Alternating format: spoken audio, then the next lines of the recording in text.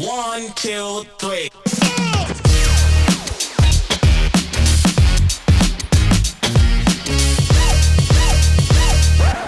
Folarin be ballin' for all y'all to see. Folarin be ballin' for all y'all to see.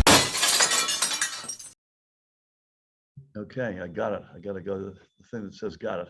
Okay, I got it. Perfect. Sounds good. But yeah, I was actually born in Nigeria and moved to North Carolina when I was 9 years old, and then West Windsor, New Jersey when I was 11. So proud New Jersey resident. I love you, man. 11 years old. Yeah. I said to Charlie, where's Folarin from? He said he's from Jersey. I said, then I'm doing it then. I love to hear it. Thank you so much. But yeah, welcome to the show, Governor Murphy. Welcome to Go with the Flow. Thank you so much for taking the time out. I know you're an extremely busy man, and I have 30 minutes, so I'm just gonna hop right into things if that's okay. Let's jump right in, man. Sounds good. And so I wanted to actually start with the topic of soccer, which is very timely because the U.S. men's national team just qualified for the World Cup yesterday.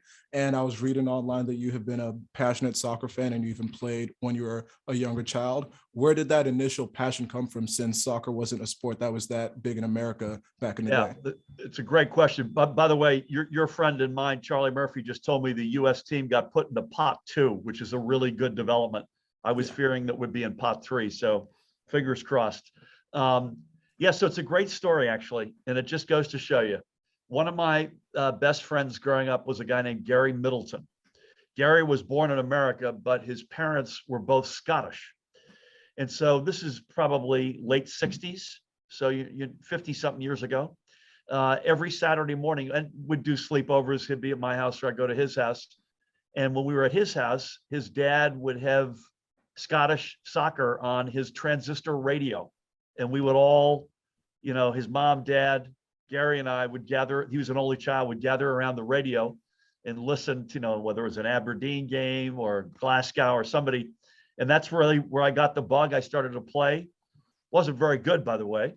Our kids are quite good, but I was never very good. But that's where the passion came in. And then later in life, I lived in Europe twice.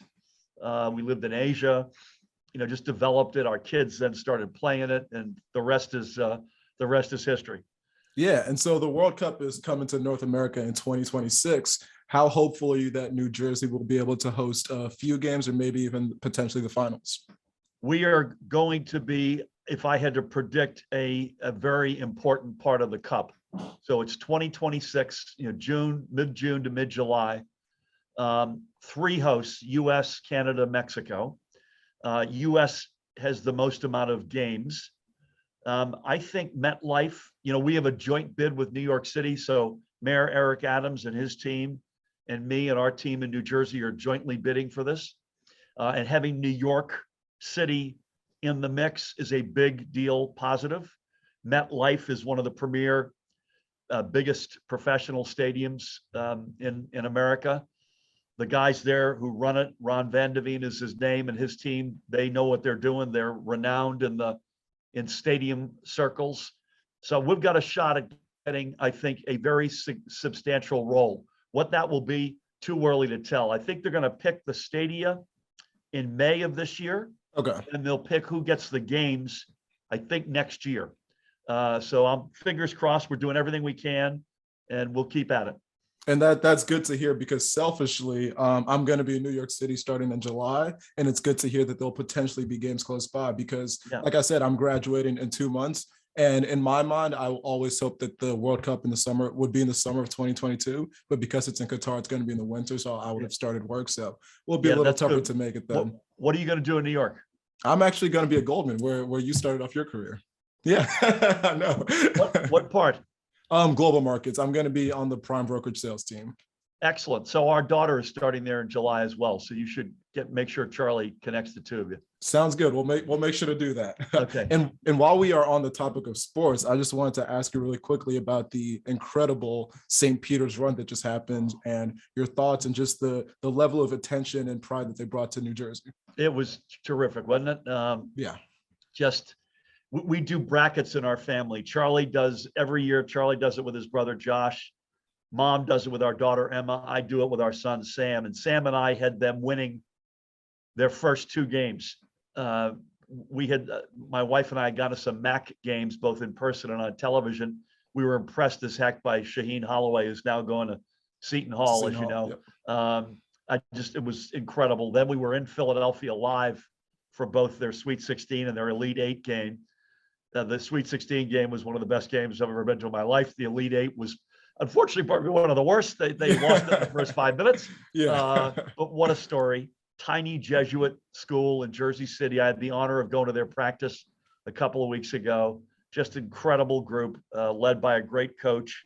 We got an outstanding woman who's the athletic director. So I'm sure they're very sorry to see the coach leave, but my gut tells me they've got enough of a legacy there that they can build on it. Yeah, for sure. And even just a quick shout out to the MAC, because I have 2 older brothers. So we all actually went to school in New Jersey. Oldest brother went to Rutgers. I see the Rutgers helmet behind you. And then my middle brother went to Rider University, which is in the MAC. So yes, he was very proud of the little run that they had. Listen, my wife and I were in Atlantic City for their tournament and saw Rider and Monmouth play. We then watched Monmouth St. Peter's on television. It's a good league with really good talent. Rider, I think, knocked off Iona. All right. Yes, I believe so. Yes. I mean, so that's a big deal. That they were the favorite in that tournament. So. Yeah, and so I guess just final thought on March Madness. We have the Final Four coming up. Do you have any predictions of who's going to win it all? Well, I'll tell you who I'm rooting for, and that's Villanova. We have a lot of connections to Nova. As you know, there's a lot of Jersey, both students and alums. I think Jay Wright, the coach, is married to a Cherry Hill gal. So I'm gonna root for Nova, but I think they've got a really tough pull. Kansas is really good. One of Nova's best players is out, sadly, with a ruptured Achilles. It's going to, by the way, allow a guy named Brian Antoine from Tinton Falls, he's from New Jersey, right near us, and a friend of our youngest guy, Sam's. It'll give him more playing time. But that's a tough pull. Carolina Duke is one for the ages. They've never met in the tournament. Yep. I don't know that I've got a prediction. I guess if I head on the margin, my heart is with Villanova. And I have to say as well with Coach K, this is the end of the line for him. My head is probably with Kansas. Fair enough.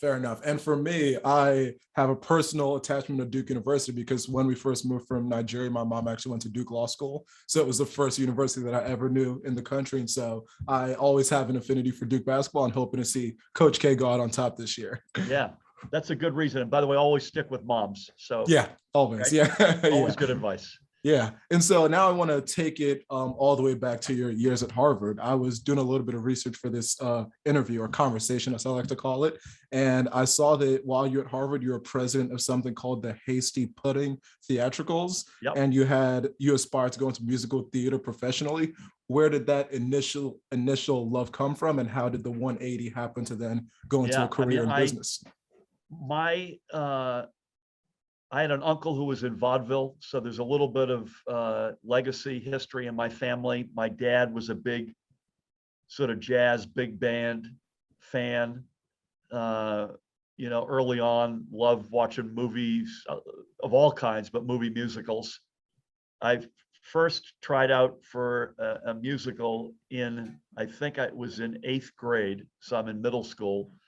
At that point, by the way, it was called junior high, and it was grades 7, 8, 9. So it's a little different than the configuration that we have today.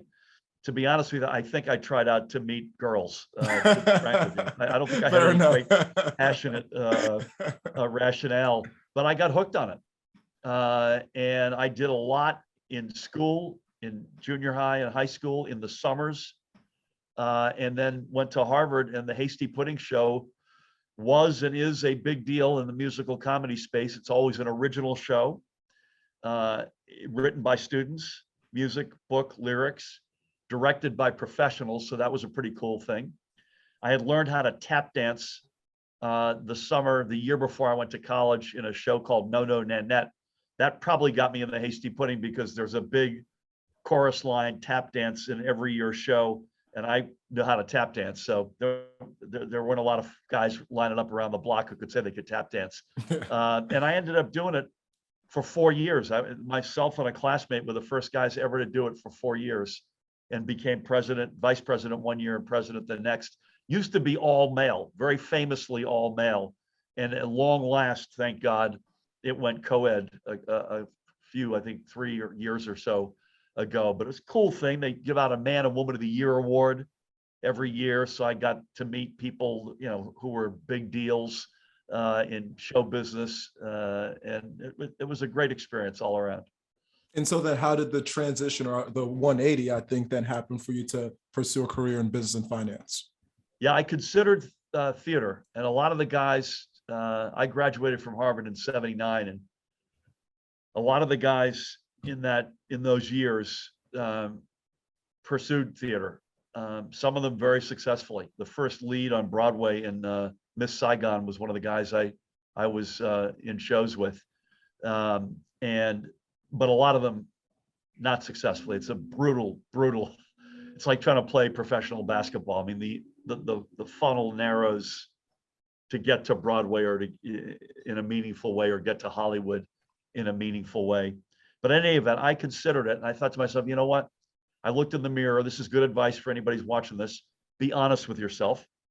And I looked in the mirror and said, you know what? I'm not going to be one of the guys who makes it. I just don't think I'm good enough. So I applied to business school because I grew up without 2 nickels to rub together.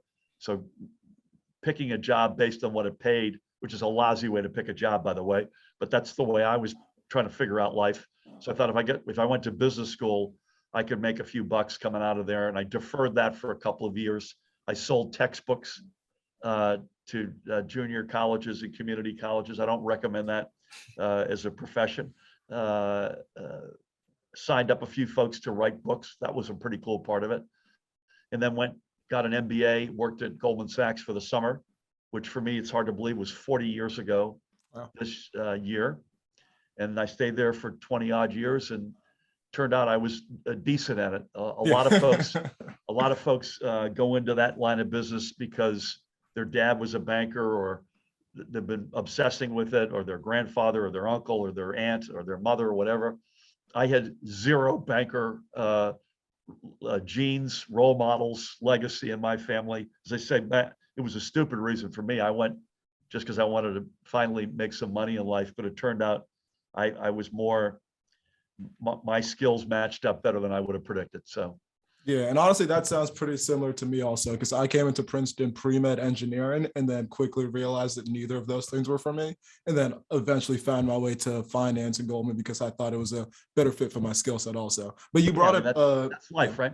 Yeah, exactly. And you brought up that you got an MBA from Wharton, which I actually wanted to ask you about, because this is like a conversation that I have with some of my friends. Do you personally think that an MBA degree is worth now what it used to be back in the day? It's hard to say because I'm not there. I think the very good schools have evolved with the times. I know Wharton has. It remains an outstanding school. It's kind of in vogue these days, and you'll probably face this question yourself. It's in vogue these days it used to be much more typical when I was going through the system to go out and work for a couple of years and then go back and get an MBA. To some degree, most folks who went to law school went straight in. There was not the frequency of the work experience. It's hard to say. I know it's in vogue that folks say you don't need it these days. Knowing technology, engineering, in your case, is a lot more important. And I don't know. It was really, really, really helpful for me. I was an immature student in college. And I was a really mature student in business school. That was partly because I took a couple of years off, and partly because Wharton really hit a chord with me. So I know it worked for me. Yeah, for sure. And yeah, that was just a question out of curiosity because everyone has their own unique take on this. But then fast forward, and you, like you mentioned, you were at Goldman for, I think, 23 years, retired in 2006, and then served as ambassador to Germany from 2009 to 2013, and then eventually decided to run for governor. What made you decide to leave the public sector to then focus on a role of public service? To go from finance into public service? Yes. Yeah.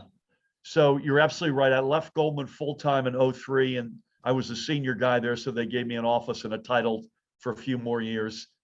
I'll tell you what I did, which is, why public service? That probably goes back to when I was a kid, growing up outside of Boston, with a dad, by the way, who didn't get out of high school, but was passionate about politics. Kennedy Democrats, gym rats as it related to politics. I'd say the why goes all the way back to that. But a more practical answer is I became the national finance chair, which is basically a full-time volunteer for the Democratic National Committee in 2006, alongside Howard Dean, who was a really good chair of the party. And I basically helped raise the money over the ensuing 2.5 years, first taking back Congress and then getting then Senator Barack Obama elected president. So that was a direct, the president and I got to know each other. They asked me if I wanted to be in government. I said I would love to represent our country somewhere around the world. My wife and I both thought it would be a really cool thing for our young kids to see the world when they were young. Both she and I worked overseas, but when we were adults. And I spoke some German. I had been posted for 4 years in Germany with Goldman Sachs. Barack Obama, if nothing else, he's an extraordinary guy, but he's really logical as well. He's kind of a Dr. Spock. I'll give you one of these. And the fact that I knew the country, knew the language, at least to some degree, was really impactful. And we had an extraordinary 4 years, and it impacted our kids. You can ask my son, Charlie, who you know, he's a German studies major.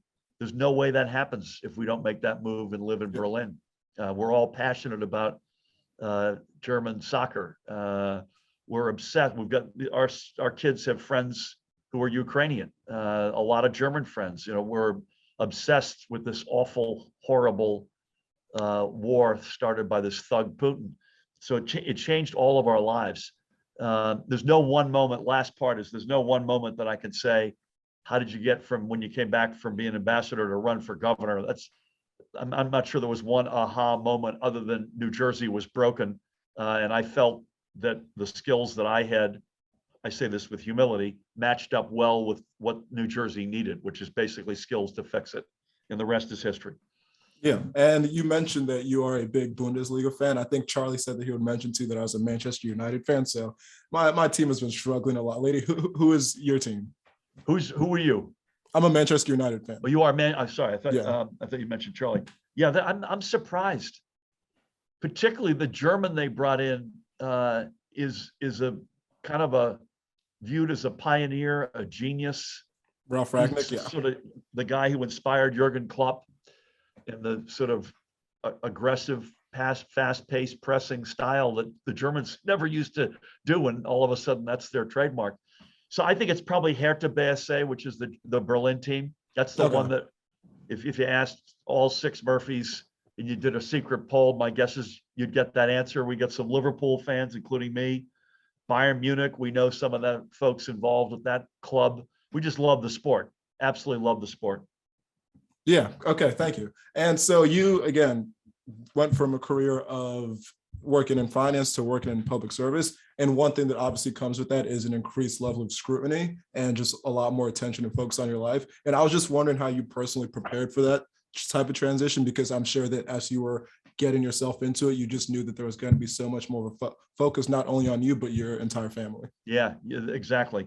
The good news for us, there's probably good news and bad news. The good news for us is all 6 of us had a pretty good taste of it when I was an ambassador. So it's not the same. They're not electing you over in Berlin when you're representing America.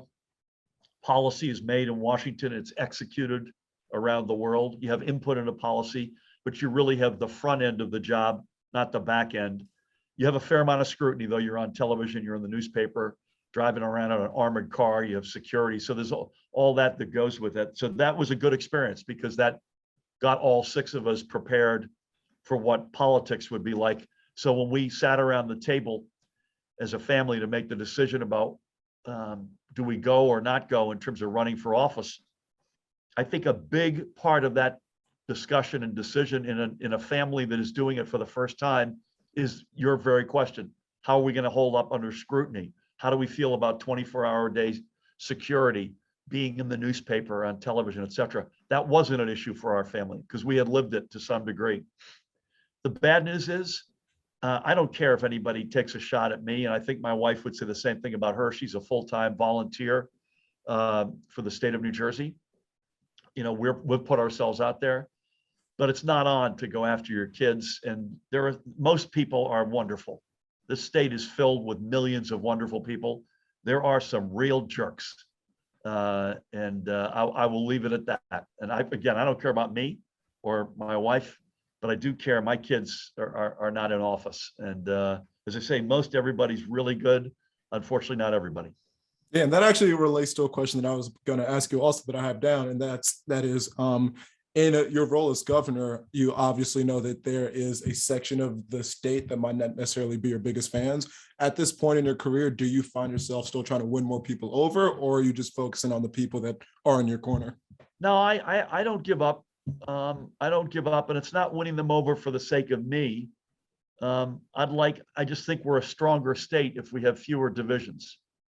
So I pride myself with having good relations, not with everybody, for sure, but good relations with a whole lot of Republican elected officials and other important folks. I literally was texting back and forth with the former state chair of the Republican Party this morning. I was with a Republican mayor who asked me to join him to sort of highlight, this is Homedale, which is in Monmouth County by us. They're sending literally over a ton of supplies to Ukraine.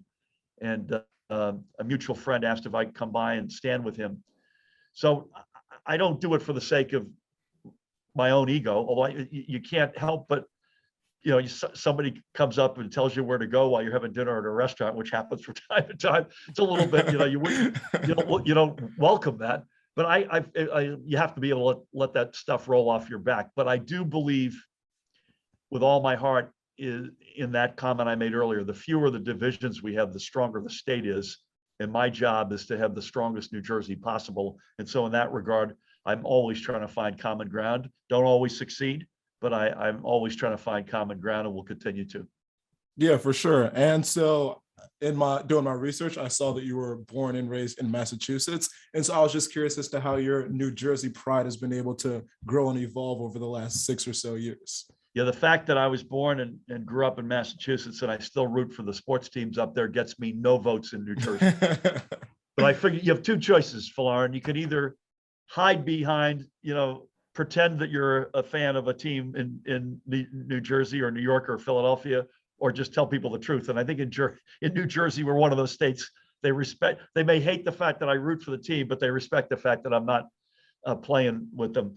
Listen, this is the best state in America, and that's no knock on the Commonwealth of Massachusetts, which I love, and I wouldn't be where I am in life without having gone to school there and having had a loving family and whatnot. But this is the best state in America, and I know you and I are biased. Yeah, I agree. Right, but it's true. It is true. It's got a backbone like no other: grit, character, sense of humor, talent, resiliency. No state can take a punch like ours and get back up. We lost over 30,000 people in COVID, and we're not out of the woods yet. It's better, but we're not out of the woods. And yet we're still standing. 30% of our small businesses went under. We're still standing. The unemployment rate shot through the roof. We're still standing. I don't think any state in America has that capability, has that heart, has the will that New Jersey has. And I wholeheartedly agree. And it's funny because I didn't even realize how proud I was of New Jersey until I came to Princeton, and all my friends who came from all over the state and all over the world to school here try to trash the state. And I was like, guys, let's put some respect on New Jersey's name, please. Let me tell you, I think those days are going to be in our rearview mirror. I really believe that. This state is on fire right now. Which makes the fact that we're still in the late stages of a pandemic, it makes that even more incredible. Yeah, sure. By the way, we're also the most diverse state in America. So when people say to me, "Quick, what should I know about New Jersey?" My answer is talent and location. Location second to none, put that aside, but talent, not just the best public schools in America, some of the great universities in America, including the one you're sitting in right now, in the world, in Princeton's case, but also diversity. And we're the most densely populated state in America. So it's not just that we're diverse. California is 19 times the size of New Jersey in terms of geography. We're not only diverse, but we live on top of each other, which means we can't help but walk in the other guy's shoes. And I think that sort of has a 1 + 1 = 3 result in terms of why we're all in this together. For sure. And I see that I have 4 minutes left here, so I'm going to skip ahead to one of my last questions. And that is just looking back on your career, what is something that you wish you knew when you were graduating college that you now know? And it's kind of second part of that question is just general advice for all college students who are about to graduate. Yeah, I alluded to this earlier. I picked business school. First of all, I got incredibly lucky, but I picked business school and I picked my job for all the wrong reasons. In the sense that we had so little money as a family. I call us middle class in a good day, that I became obsessed with, okay, what's the best path to make some money, pay my debts down, help my parents out. And I'm happy to obviously to have helped my parents out, but that's just the wrong, if anybody's watching this, I assume mostly students are watching this. Is that fair? Yes, mostly students. Yes. Yeah. Millions, I assume, Folarin, right? Soon enough. Yes. Okay, just checking. Make sure you look in the mirror and you're honest with yourself, and make sure that you are pursuing, whether it's graduate school or a career, for the so-called right reasons. There's a book, I'm not sure it's still printed, but it was called something like What Color is My Parachute? And I'm sure there are online exercises, but that book is filled with, circle the words on this page. When I wake up in the morning, I can't wait to fill in the blank. Or when I wake up in the morning, the last thing I want to do is blank. So in other words, find ways to put a mirror up to yourself. And I didn't do that. I got incredibly lucky. And so that's probably both what I wish I knew and my advice. And I'd say the other thing is, guys your age, gals your age, you got 100 years ahead of you. Be patient. Play the long game. That doesn't mean you shouldn't jump at something that makes complete sense, but do whatever you're doing with a fair amount of zen. I'm in this thing for the long pull, and I can afford to sort of be sensible and patient in my decisions. Yeah, for sure. And that is great advice to the millions of viewers that I have for the podcast. And billions. With our last billions eventually. And with the last 2 minutes, I want to just do a few quick fire questions, just one word answers. Sure. Cristiano Ronaldo or Lionel Messi? Boy, I'll tell you this year, Cristiano, but I'd say over the span of the career, Leo. Jordan or LeBron? Who's the first? LeBron James or Michael Jordan? Jordan, still. Favorite meal to cook? I don't cook much, so you may want to censor this part of the broadcast. Favorite meal? Listen, last night my wife and I, watching the U.S. men and the women's team that we own, Gotham, which won 1-0. We had corn soup, veal chop, and salad, and a glass of wine. That to me was that's a good dinner. And last question, favorite musical artist? Boy, it'd have to be a Jersey, it'll be a Jersey operation, because we know some of these folks very well, and we're in Jersey after all, which is chock-a-block of talent. So I'm going with John Bon Jovi, Bruce Springsteen. We've gotten to know Johnny Resnick, who is the Goo Goo Dolls lead singer, who we're big fans of. And then a lot of the guys, Brian Fallon from Gaslight Anthem. We've got gobs of talent in this state. I will also say a lot of them, especially John and Bruce, have been hugely important to our state during the pandemic. Every time we asked them to do something, they said yes without hesitation. We'll never forget that. They're not alone. John Stewart would be on that list, others. SZA, a good group of folks, but not only a lot of great talent in Jersey, but a lot of heart as well. Yeah. And so just one last concluding thought, because we are at 30 minutes, and I know you're a very busy man. This is where I just want to personally promote my little selfish, it's a selfish promotion.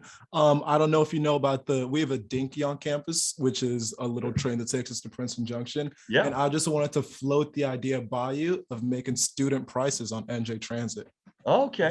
That's just a little suggestion on my end, a little thought that I want to leave you with. I love that. You know, the reason, why do I know the Dinky from Charlie, I'm sure, but because of my position, not because of me, but my position, I sit as an ex officio member on the Princeton board. Okay. And so I've got a board meeting a week from Saturday, in fact. And I don't think I've missed one since I've been governor. It's an extraordinary board and it's an extraordinary university. It sounds like students could use a break unfair. So I'll take that back to the team. Amazing. Thank you so much. And again, Governor Murphy, thank you so much for taking out the time. This has been a very enjoyable podcast. Same with me. I'm going with the flow, and thank you, Folarin. See you on campus at some point soon, I hope. Thank you. Have a good day. You too. Bye.